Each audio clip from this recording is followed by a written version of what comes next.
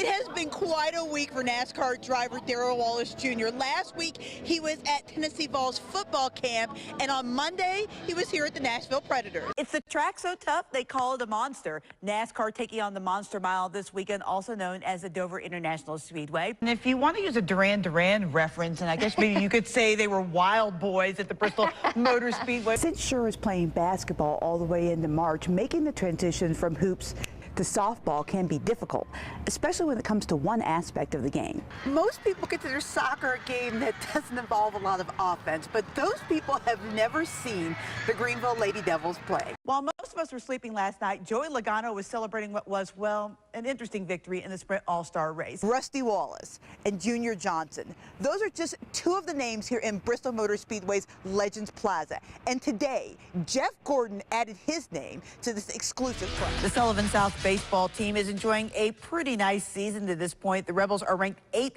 in the latest Tennessee Baseball Coaches Association Class 2A poll.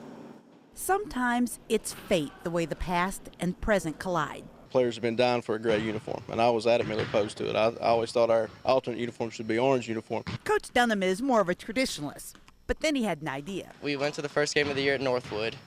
We warmed up when we were going back to the locker room to take our shooter shirts off, and they had laid out the gray uniforms, and we all just looked for our numbers. We didn't even pay attention that the front of the jersey said Fleas at first, until Hartley looks up and says, why did they say Fleas on them? The 1924 on the shorts pays homage to the 1924 state championship team. We actually found that they was called the Fleas in 1924. And so that 1924 team and their moniker of being the Fleas became the new rallying cry for this season's Tigers. We want to win, we want to do whatever it takes to win. If it's getting on the ground to get the loose ball, then we're going to do it. Those guys are just like fleas when they play on defense and offense too. I mean, they're just pesky, aggravating. I know they aggravate me to death, so it fits the moniker well. That pesky, do-anything attitude is working for Honaker, who is yet to lose this season.